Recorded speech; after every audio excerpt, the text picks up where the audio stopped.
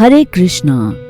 Following is the story of a 9th century great devotee of South India, Shri Bilvamangal Thakur, who even went to the extent of himself plucking out both his eyes with a needle when he was repeatedly getting attracted towards women, and how little Krishna daily used to personally come to him, feed him and play with him. He lived for 700 years in Vrindavan and became a great devotee of Krishna. In his previous birth, Shri Bilvamangal was a great ascetic and a great devotee of Lord Krishna. He had reached the level of bhava, the one who loves Krishna very much. He was fond of organizing Shrimad Bhagavatam festivals, after which he used to distribute Prasad to the audience. Once he spent all his money while organizing the festival. He needed more money to feed the devotees, so he went out in search of money.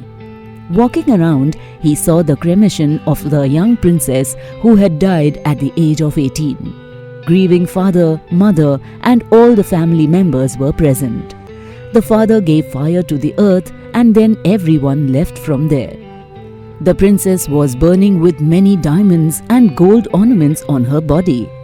The sannyasi Bilvamangal Thakur saw all this and thought, "What is the use of all these valuable ornaments for the dead body of a princess? It is better to take all this and use it in the service of Lord Krishna and his devotees." Thinking so, he approached the dead body and tried to collect the ornaments, but then he heard a voice, "Stop! Don't take it." It was the voice of the dead princess. The monks were shocked. "If you need money, then go to my father, the king. Tell him that I have sent you. Under my bed there is a big treasure. Ask my father for that money and use that money for the devotees and Lord Krishna. Do it to serve," said the dead princess. Bilvamangal Thakur happily went to the king and told him everything. The king looked up and actually found a huge treasure under the princess's bed. The king happily donated that money to the sannyasi. Bilvamangal went and spent all the wealth on the Bhagavatam festival. But in the end, there was again some shortfall of funds. So he went to the princess at the cremation ground and took the diamond necklace that she was wearing. As they began to leave, they heard the dead princess's voice. "You have made a big mistake in taking this necklace. I curse you that though you have reached a very high stage in the love of Krishna, you will have to take one more birth and lead an immoral life." In his next birth, the sannyasi took birth as a man who was an adulterer. The princess also took birth again as a prostitute called Chintamani. Shri Bilvamangal Thakur and the prostitute Chintamani. Shri Bilvamangal was a very rich man and a very adulterous person. He had kept a prostitute named Chintamani. He was so devoted to her that once he was performing his father's death ceremony and was saying to the priest, "Please hurry up, please, I have to go, I have to go." He had to go to the prostitute's house. Bilvamangal placed the delicious food in his bag and he left for her house. But when he came out of his house, it was raining heavily. He didn't care about the rain. He came to the bank of the river, but there was no boat and the river was swaying. The waves were very fierce. Bilvamangal thought, "How do I go to the other side?" He used to go to the other side of the river every day. Somehow, by swimming, Bilvamangal crossed the river. The prostitute thought, "Oh, it is raining a lot today and Bilvamangal will not be able to come." So she closed her doors and went to sleep. When Bilvamangal came to the prostitute's house, he saw that the gate was closed and it was still raining. So he crossed over the wall by catching one snake and came to the prostitute. Chintamani was shocked to see all this and she asked, "How dare you come here like this?" Bilvamangal told her everything. Chintamani was astonished. Rebuking him, she said, "What a shame that you have so much attraction for my body of flesh, bones, blood, mucus, stool and other obnoxious substances. This body rots every day and ultimately becomes food for worms. Your attraction to this temporary body is not going to do you any good. But if you could get the same attachment to Krishna, then your life would be successful. That attachment would deliver you from all the miseries of material existence and give you an opportunity to join Krishna in his eternal abode. You would achieve eternal happiness.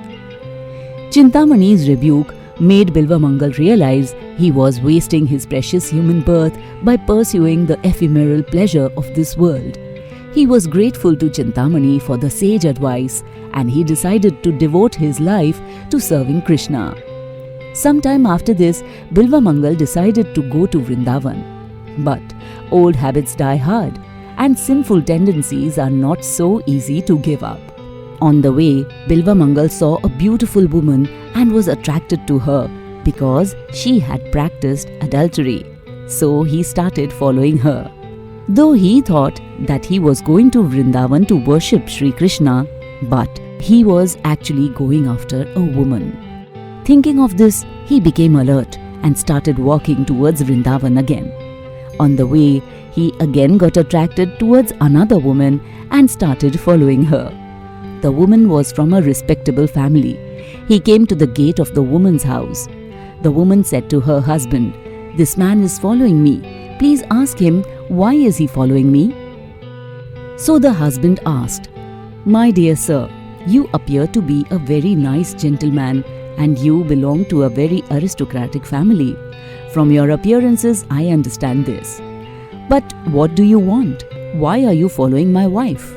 Bilvamangal said, "Yes, I am following your wife because I want to embrace her."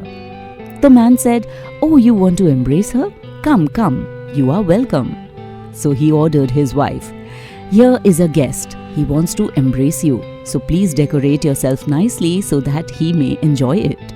The wife also followed the instruction of her husband because it was her duty to follow. And when Bilvamangal came inside before the woman, he said, "My dear mother, will you kindly give me your hairpins?" The lady said, "Yes, why?" He said, "I have got some business to do." Then he took the hairpins and at once pierced his own eyes. "Oh, this eye is my enemy," and he became blind.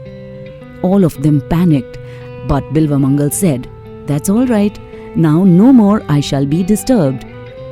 Bilvamangal Thakur blinded himself to make sure that for the rest of his life he would avoid enticement by never seeing a woman.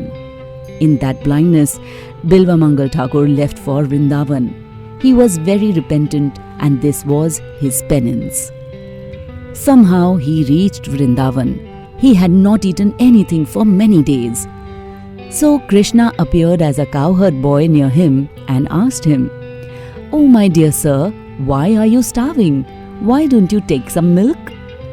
Bilvamangal asked, "Who are you, my dear boy?" Krishna replied, "Oh, I am a boy from this village. I am a cowherd boy. If you like, I can give you some milk daily." Bilvamangal said, "All right."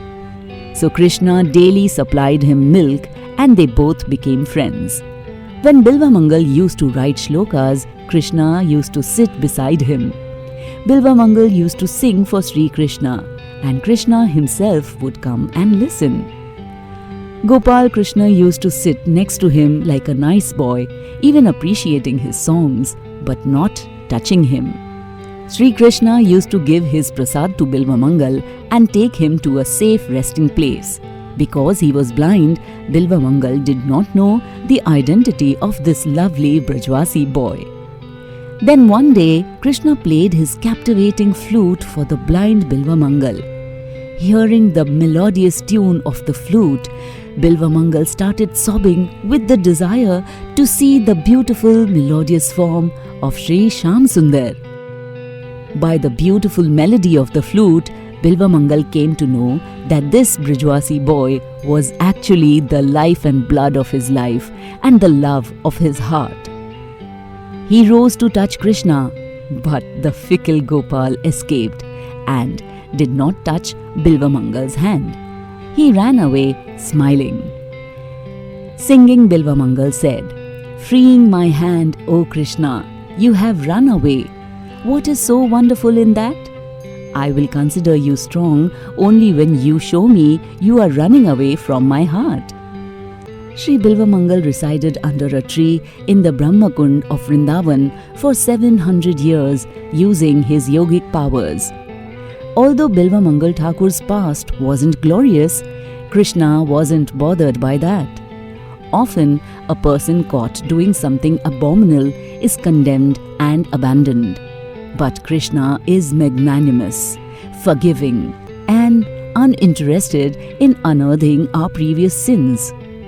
As soon as he sees that our intentions are pure and we are genuinely striving to purify our life, he is eager to accept us and take us back to the spiritual world.